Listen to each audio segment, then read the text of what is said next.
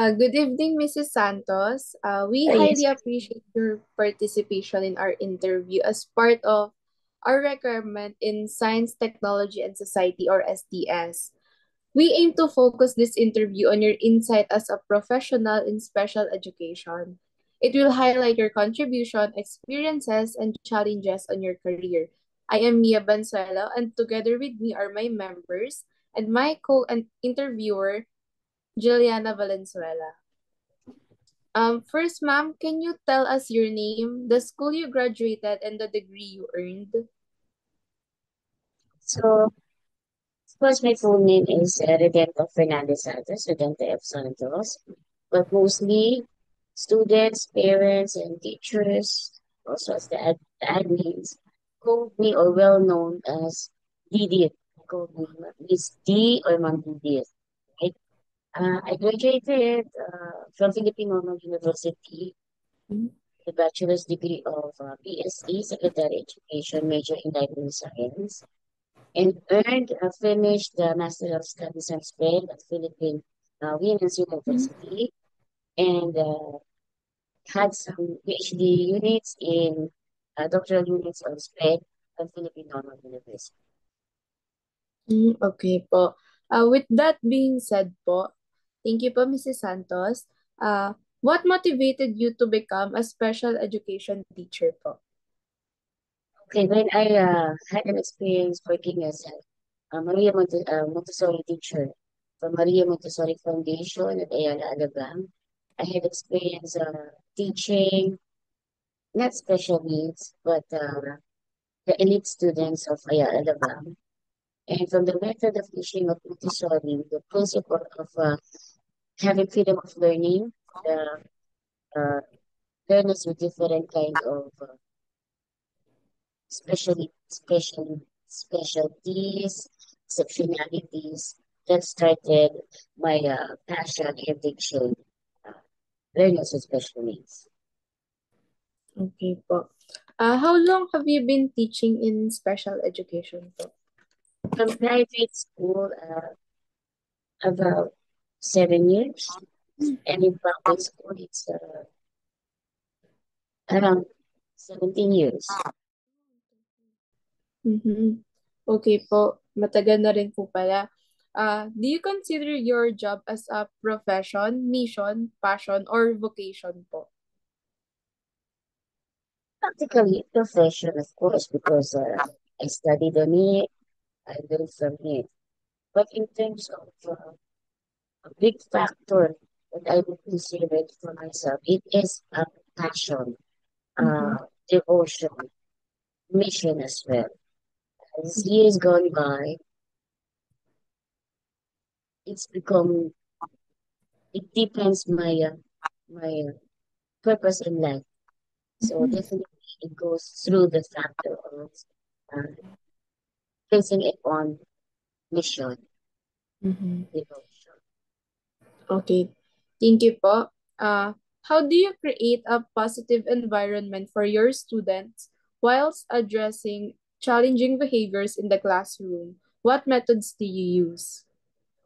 Okay, it's like handling all sorts of exceptionalities, meaning different kinds of disabilities. First and foremost, before you go to class, before you go to school, me as a teacher should set aside first all the personal concerns, personal issues. So definitely, uh, always think of what should be the learner's uh, output after a class. So, ang motive mo agad ay kung paano matuto yung bata. So, that's the first thing that you need to uh, put into yourself as a expectation. Mhm. Okay. If you yourself as a teacher would target on the output of learners' needs, then definitely that would be positive output after long hours of teaching. Okay. Okay po. How do you accommodate students according to their needs po? And you know, because I'm dealing with different kinds of specialties, special needs or exceptionalities. it's a case-to-case basis. So I cannot say a specific learning strategy or a specific uh, technique on how to deal with them. Because it's a case-to-case basis. Like, for example, I could not give the definite uh, intervention to a child who learning with autism with the same child on another autism. So it's a case-to-case basis. Mahirap sagutin yan. It's kaya individualized. Mm-hmm. Okay po. Understandable po. Mhm. Okay. And for the next question po, students come with different learning styles. How do you implement curriculum and instruction for students with different learning styles? Okay, DepEd has created a transition curriculum. It's parallel to the K-12 curriculum of the DepEd.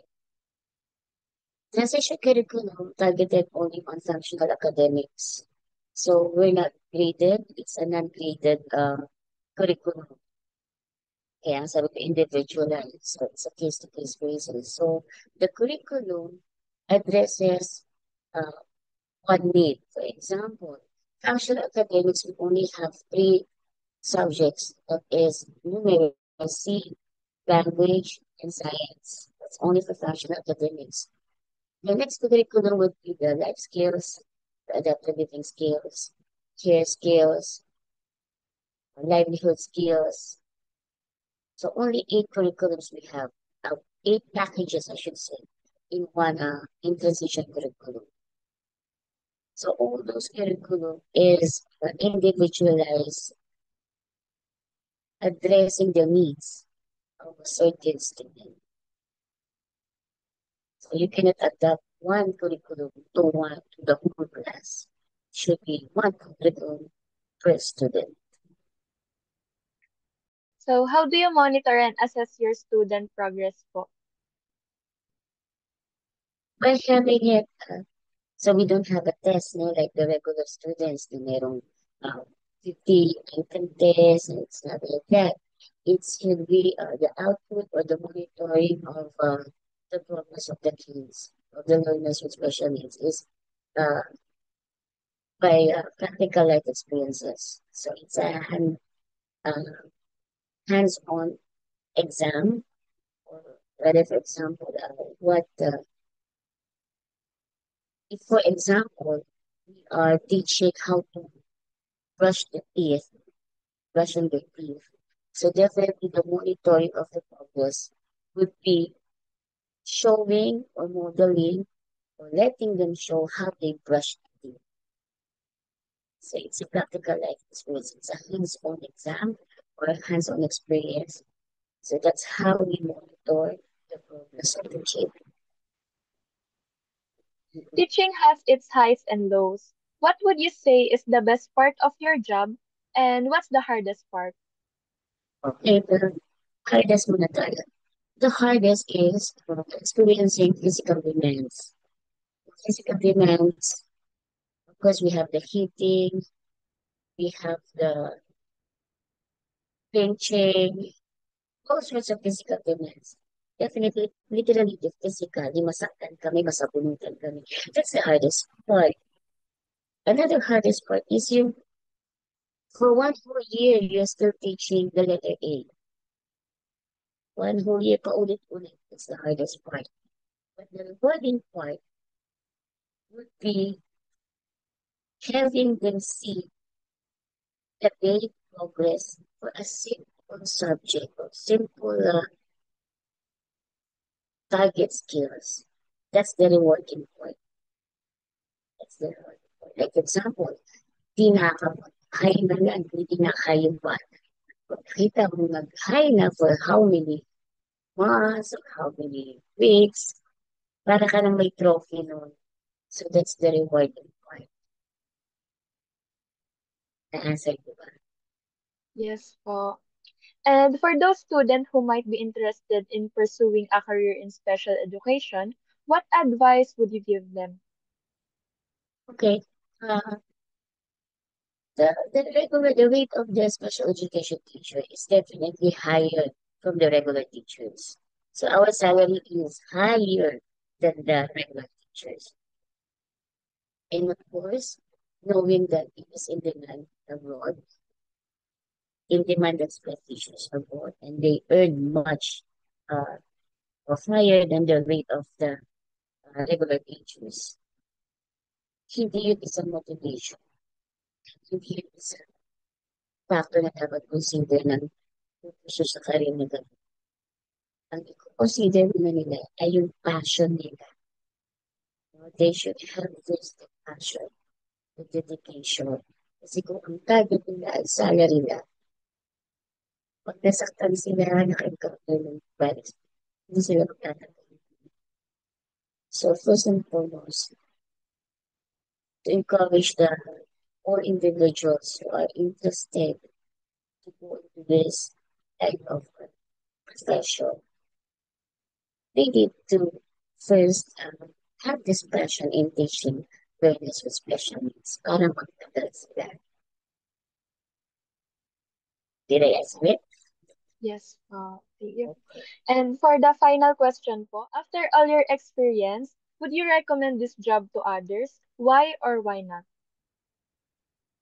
Um, as I said, if a person has passion in teaching on learners with special needs, and we have also the passion of caring others, setting aside the salary, setting aside the persons. Usually, isa yun sa primary agency para mag-go into this profession. Iba yung ano eh. Kasi pag I've been a regular teacher for how many years? Like, high school teacher na ako. College professor din. So, I see the difference when you are teaching in learners with students, learners with special needs, and the normal people. No? Iba yung rewarding points.